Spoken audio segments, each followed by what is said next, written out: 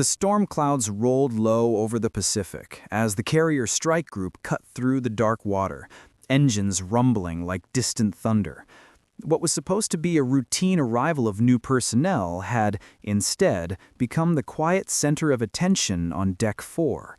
Sailors whispered between themselves, glancing toward the small figure standing at the far end of the hangar. Someone no one recognized. Someone too quiet, too composed, and too alone. And that was exactly where the story begins. Welcome to United War, where untold military stories, some whispered, some buried, some too unbelievable to be forgotten, are brought back to life. Today's story begins with a question no one expected to become legendary. What's your kill count? It was meant as a joke, a taunt, something the Admiral tossed casually toward the girl he thought was a new recruit. What he didn't know was that the entire sea would go silent after her answer. The girl hadn't been on the ship for even 10 minutes when the mood shifted. She stepped aboard wearing standard Navy fatigues, no visible insignia, no medals, nothing that screamed rank or history. She carried one small duffel, walked with steady, unhurried steps, and spoke to no one.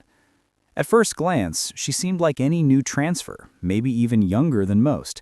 But there was something in her posture, something cold, sharp, trained, that made even seasoned sailors glance twice. They couldn't explain it, they just felt it. Word traveled fast on a ship, especially when something unusual happened. And something about her presence unsettled the crew. Some said she moved like someone who had seen too much. Others said she barely blinked, as if she was permanently scanning threats. A few joked that she walked like a seal, even though she clearly wasn't dressed like one. But all these theories circulated quietly until the one man everyone respected stepped onto the hangar deck, Admiral Cole Riker. Riker was known for two things: his iron discipline and his sharp, sometimes sarcastic humor. He didn't tolerate weakness, and he hated pretending. When he walked, sailors straightened instinctively. When he frowned, even officers felt exposed. And when he spoke, the entire deck listened. He had spent 35 years commanding ships, leading operations across 3 oceans, and dealing with every kind of soldier the Navy produced. Or so he thought. He spotted the girl instantly, not because she looked important, but because she didn't react to his presence.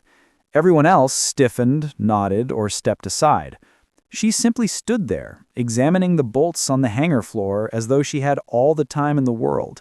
It irritated him immediately. "So, you're the new transfer?" Riker said, his voice echoing across the large room. A few sailors paused what they were doing, sensing something interesting was about to happen. She looked up slowly, her eyes calm, almost emotionless. "Yes, sir." Her voice was controlled and precise.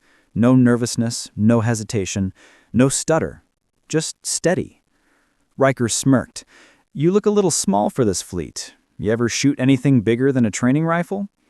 A few sailors chuckled under their breath. The Admiral was in one of his moods. The girl didn't flinch. Instead, she simply studied him, not with fear, but with an unsettling neutrality. "I've handled most models." "Most models," Riker repeated, amused. "Is that so?" He leaned closer, almost challenging. "Then tell me, new girl, what's your kill count?" The chuckles grew louder. It was a question designed to embarrass rookies, to expose those who bragged, to check if someone was bluffing. Nobody expected a serious response. Nobody expected the girl to even have one. But she didn't laugh, she didn't shrink, she didn't fire back with attitude. She simply held his gaze, her eyes steady and unblinking. "Do you want the official number or the classified one, sir?" The entire hangar froze. The sailors holding the crates stopped mid-lift. The pilots chatting near the maintenance racks fell silent. The 2 chiefs who had been sharing a private joke slowly turned, their faces pale. Riker blinked, thrown off for the first time that day. "Excuse me?" She repeated her question calmly, without shifting her weight or raising her voice. "Official count or classified count, sir?" The silence stretched so wide it felt like the entire sea leaned in to listen. The Admiral opened his mouth, closed it again, and for a moment didn't know what to say, a scenario none of his crew had ever witnessed. It felt as though the temperature dropped, as if the stillness itself was reacting to her words. Before Riker could recover, a distant alarm beeped from the upper speaker. Just a maintenance alert, nothing urgent, but the sharp tone only amplified the tension gripping the hangar deck. The girl stood unmoving, waiting patiently as if she had no reason to be nervous. And in that silent knowledge, the crew felt something they couldn't explain. This wasn't a rookie. This wasn't a transfer. This wasn't someone a high-ranking admiral should ever joke with. And that was the moment everyone realized something about her didn't add up. What came next would change the ship's hierarchy, expose secrets no one expected, and reveal a past so heavy that even the ocean itself seemed to hesitate before swallowing it. The Admiral stood there, trying to read her expression, but there was nothing to read. She didn't sweat, didn't shift nervously, didn't offer even a hint of discomfort. She simply waited, hands at her sides, steady as stone. To the crew watching, it felt as if the hangar had shrunk around the two of them, the noise of distant machinery muffled under the weight of her reply. Riker straightened slowly, masking the brief flicker of uncertainty crossing his face. "You've got guts," he finally said. "A little too much, maybe." But his voice didn't have the same confidence as before. It was as if her words had cracked something in him, something he didn't understand, and that bothered him more than he cared to admit. He stepped back, eyeing her again with a different lens. "Fine," he said. "What's your name?" "Commander Riley Hale, sir." The words hit him like a punch to the chest. Commander? But she wore no rank patches. She carried no visible insignia, and she looked far too young for that rank. Several sailors exchanged confused glances. A few tried to hide their reactions, failing miserably. Riker's eyes narrowed. "You're a commander?" he asked, as if waiting for her to laugh and tell him it was a joke. "Yes, sir," she replied softly. There was no arrogance in her tone, no defensiveness, just truth, plain and simple. A truth that raised every eyebrow in the hangar. Riker studied her for a long moment before signaling the nearest chief. "Where's her paperwork? She shouldn't step foot on my ship without a full transfer file." Chief Morgan jogged over with a tablet, his voice low. "Sir, her file is sealed." "Sealed?" Riker repeated. "Yes, sir. Top-level clearance only." Another silence, even more suffocating than the last. Most files were partially restricted, some had redactions, but sealed files? Those were reserved for people existing in the shadows. Ghost operatives, intelligence assets, hardened field commanders who had seen things that never made the news. People whose service records could destabilize governments if released. Riker felt something unsettling settle in his chest. "Who assigned her here?" he demanded. The chief swallowed. "Pentagon order, sir. Direct." Riker blinked. Direct Pentagon orders to his ship? For someone who looked like she could barely pass for 28? He exhaled slowly, trying to regain his footing. "Walk with me," he said finally, gesturing for her to follow. She stepped forward without hesitation, matching his pace as they moved across the hangar. The crew watched them with wide eyes, whispering theories. Some sailors swore they heard a colonel mutter, "What in God's name have we brought on board?" As they entered the main corridor, the Admiral glanced sideways at her. She walked with an ease that puzzled him. Quiet but confident, not overbearing, not submissive, just present. It was the walk of someone who had survived places others never returned from. "What was your last assignment?" Riker asked. "Classified, sir." "Everything with you is classified, isn't it?" She didn't answer. She didn't have to. They passed the operations center where officers paused to stare at her. Some had already heard rumors spreading like wildfire. Others recognized the look, the way she scanned every corner, every shadow, as though her senses were permanently attuned to danger. Riker cleared his throat. "Let's be clear. On this ship, respect is earned, not given. I don't care who you are or where you came from." She nodded calmly. Understood, sir. But, he added, lowering his voice, if you really are who you say you are, then I expect you to prove it. She stopped walking. Her eyes lifted to meet his. There was no challenge in them, no pride, just a quiet, unsettling honesty. It's not my goal to prove anything to you, sir. I'm here for the mission. Riker opened his mouth ready to ask what mission, but something in her expression stopped him cold. She wasn't refusing to answer, she simply couldn't. They resumed walking until they reached the briefing room. When the automatic doors slid open, a dozen high-ranking officers turned to look. The room was filled with charts, live feeds, encrypted data streams, and a lingering tension from hours of planning. Riker entered first, but every pair of eyes quickly shifted to the girl behind him. Captain Yvonne Marks leaned forward, brows furrowed.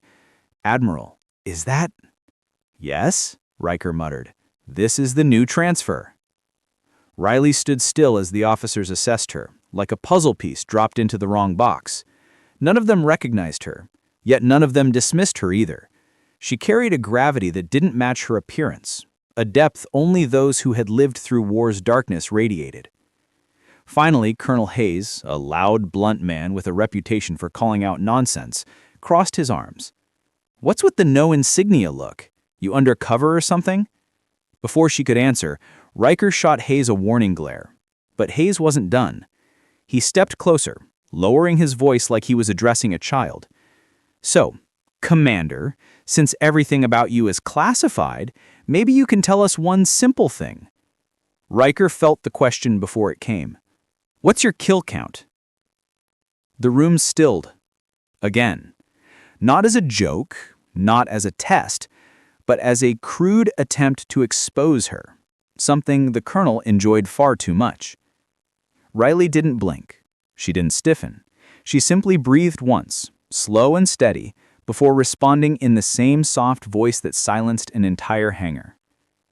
"Enough to retire. Twice." The colonel's jaw dropped. A captain coughed. A lieutenant looked like he forgot how to breathe. Riker stared at her, his heartbeat thickening with each second. Because no one who had a kill count enough to retire twice ever walked around without rank, without privilege, without fear. Unless they were something else. Something far more dangerous. Colonel Hayes stood frozen, his mouth still slightly open, as if Riley's quiet reply had knocked the wind from his lungs. Around the table, officers shifted uncomfortably. Some tried not to look impressed. Others didn't bother hiding the unease creeping across their faces. Only Admiral Riker remained steady, though even he felt something cold crawl down his spine. Riley didn't move, didn't blink, didn't offer any dramatic pause or self-satisfied smirk. She simply existed in the silence, and somehow that was louder than shouting. Finally, the colonel cleared his throat, forcing himself upright. "You're funny," he muttered, but even his attempt at sarcasm lacked confidence. He looked away quickly, pretending to review a data chart. The room knew he was retreating. Riker inhaled deeply, then gestured to a chair at the far end of the table. "Sit," he instructed. Riley obeyed without a word. As she took her seat, the officers exchanged glances. Her posture was perfect, alert but relaxed, as though she had done this 1,000 times. Riker tapped the digital table and a 3D map flickered to life. "Let's get to work. We have an emerging threat in the South Pacific. Surveillance drones picked up a rogue fleet believed to be coordinating with several hostile militias." Riley's eyes narrowed slightly, not in confusion, but in recognition. Riker didn't notice at first. He pointed to a red cluster on the map. "This formation shouldn't exist. These boats aren't supposed to have this level of coordination. Intel believes—" "They're not malicious," Riley said quietly. Every head snapped in her direction. Riker stared. "Excuse me?" She leaned forward, studying the map. Her voice remained soft, but her certainty filled the room like thunder. "These aren't militia patterns. They're too clean, too structured, And that gap on the left? She pointed at a small opening in the formation. That's intentional. Whoever is leading them wants you to think it's a blind spot. It's actually a kill corridor. A murmur rose around the room. Captain Marks blinked rapidly. How in the world would you know that? Riley didn't answer immediately. She traced her finger across the holographic map, altering the view. With a few adjustments, the formation shifted, and suddenly the truth became obvious. Riker's mouth tightened. That's a naval entrapment pattern. Riley nodded. Specifically modeled after Operation Winterline. Hayes frowned. Winterline? That was classified. Riley finished for him. Yes. Now the officers really stared. Winterline was an operation so secret that only upper-tier command staff had access to its details. The fact that she recognized it instantly meant she wasn't just some hidden commander. She was someone who had lived it. Riker exhaled slowly. Who trained you? Riley looked at him for a long moment, then lowered her gaze back to the map. People who don't exist. That answer chilled the room. Before anyone could respond, a loud alert blared through the speakers, a shrill, urgent tone that made several officers jump. The screen switched to red. Incoming transmission, urgent priority. Riker slapped the console. Patch it through. The screen shifted to a grainy live feed from a reconnaissance drone. Waves crashed violently as the camera zoomed in on a shadow beneath the water, a massive shape slicing through the ocean. Captain Marks gasped. Is that a submarine? The feed sharpened. Not just any submarine. A prototype stealth-class sub that hadn't been seen in over 5 years. Thought destroyed? Thought decommissioned? Riley's expression darkened. Riker leaned in. What are we looking at? She whispered, Phantom 7. The room went dead silent. Hayes stepped back. Impossible. Phantom 7 was scrapped after the Marianas incident. No, it wasn't scrapped. Riker's eyes widened. You know about the Marianas incident? She didn't answer. She didn't need to. The gravity in her voice told them she had lived through it. The officers stared at the submarine on screen. It was resurfacing slowly, like a predator tasting air before striking. Riker swallowed. What's its purpose? She tapped the console, enlarging the image. Phantom 7 doesn't move unless it's carrying something or someone, she said softly. Riker felt a knot tighten in his chest. Someone? She nodded once. A ghost commander. Hayes scoffed. Ghost commanders are a myth. Riley looked at him. Just one look, and Hayes immediately shut his mouth. She turned her gaze back to the map. They're not myths. They're the people who get sent in when the government needs something done that even special forces can't handle. They don't follow conventional rules. They don't report to admirals. They don't brief presidents. Riker stared. And you know this how? A muscle tightened in her jaw. She kept her eyes locked on the submarine. That's the sub that carried my old team. The room froze, a cold, electric stillness. Riker's breath caught. Captain Marks whispered, Your old team? She nodded. They were declared dead after the Marianas incident. But they're not dead. Not if Phantom 7 is surfacing again. Hayes swallowed. You're saying your team is on that submarine? She closed her eyes for a moment. No, she replied. Not my team. The officers stared at her in confusion. She finally turned toward Riker, and for the first time since arriving, a hint of pain flickered across her face. That sub doesn't carry teams anymore, she said softly. It carries one person. Riker felt his skin crawl. Who? Riley inhaled slowly, deeply, as though preparing for the hardest truth of all. My former commanding officer. The one who trained me. The one who disappeared. She opened her eyes. And the most dangerous operative the Navy ever created. The wind outside the command deck had calmed, but inside the warship, the air still felt charged, alive, almost vibrating with the truth that had just been revealed. The officers remained seated, stiff-backed and silent, still processing what they had heard. A new girl, they thought, some rookie assigned by mistake. But she was none of those things. She was the ghost story whispered across 3 oceans. She was the unmarked shadow in the longest war. And now, every admiral in the room knew her name. Isla Voss, the woman whose kill count made hardened warriors lower their eyes, the sniper whose missions were classified at levels even they didn't have clearance to access. Their pride had been replaced by something else, a quiet, reluctant respect. But the meeting wasn't over, and Isla knew that respect would soon be replaced by something far more dangerous: expectation. The Admiral cleared his throat. Admiral Crane, the one who had cracked the kill count joke, finally found his voice. But when he spoke, the arrogance was gone. Instead, there was a tightness in his tone, something between disbelief and cautious admiration. "Lieutenant, I need to ask you one more thing."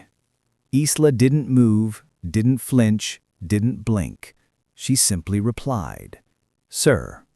Crane hesitated, a rarity for a man who commanded fleets. "What happened on your last mission? The one they sealed under Black Ocean Directive. We only saw fragments." The room stiffened.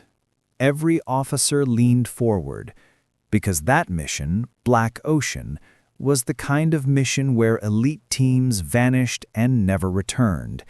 It was where countries pretended nothing had happened, absorbed the silence, and moved on. No one had expected a survivor, especially not her. Isla looked down at her hands. For the first time, she seemed human, tired, even fragile. The ghosts of her past missions flickered behind her eyes, not as victories, but weights.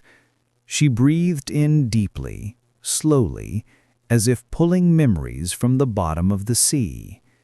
"Black Ocean wasn't a mission," she began softly. "It was a setup." The words hit the room like a torpedo. Admirals exchanged quick, startled glances. "Whose setup?" Crane asked. Isla's answer came cold, quiet, and sharp. "Ours." A current of shock ran through the table, but Isla continued before they could interrupt. "We were deployed to confirm illegal naval platforms built by an enemy state, but when we arrived, we realized the decoys were a trap, designed to provoke a response. Someone at the highest level wanted a war." The war room fell completely still. She continued, "My team was never meant to return. The moment we transmitted confirmation, someone inside our own command redirected a missile strike toward our coordinates and labeled the launch as enemy retaliation." A few officers cursed under their breath. "That strike killed my entire team," Isla said, "and left me stranded at sea for 49 hours. Her voice didn't shake, not once, but the silence afterward felt like a monument. "How did you survive?" Admiral Crane's voice had dropped almost to a whisper. Isla looked up, eyes glassy for the first time since she stepped into the room. "Because the enemy I was sent to expose pulled me from the water." Stunned silence stretched across the deck. Isla continued, "They treated my wounds. They interrogated me. Then they told me something none of you will want to hear, something I confirmed when I returned." Every admiral waited breathlessly. Isla leaned forward. Someone in our chain of command is working with the enemy, and they killed my team to destroy the evidence." The room erupted, but Admiral Crane slammed his fist down. "Enough. Let her finish." Isla revealed the final truth. "Before they released me," she said, "one of their commanders told me this." She paused, letting the tension thicken. "You are not our enemy. Your real enemy sits in your war room." The officers didn't breathe. It was only then they realized Isla hadn't been assigned here by accident. She had been sent here to expose a traitor, to find the one who authorized the strike, to finish the mission her team died for. The moment of revelation. Admiral Crane leaned back slowly, studying her, the way one studies a weapon. "So," he said quietly, "you're not here as a junior officer." "No, sir. You're here as an investigator." She nodded. "And you believe the traitor is one of us." Her silence was all the confirmation they needed. Every admiral in the room seemed to shrink, suddenly aware of their own secrets, their own decisions, their own vulnerabilities. Because Isla Voss wasn't just a sniper. She was a truth serum, a reckoning, a storm wrapped in discipline. Then she said the line that ended everything. Her voice came low, steady, and final. "I didn't survive Black Ocean to stay silent. One of you ordered the strike, and before I leave this ship, I will know who." Dead silence. No one moved. The sea outside churned softly, as if bracing itself for a word. And for the first time in decades, the most powerful men in the Navy understood they were not in control. She was. The scene ends with Isla standing slowly, her shadow stretching across the polished table, while every admiral watches her with a mix of fear, awe, and something else, the realization that the most lethal person in the room was the quiet woman they underestimated.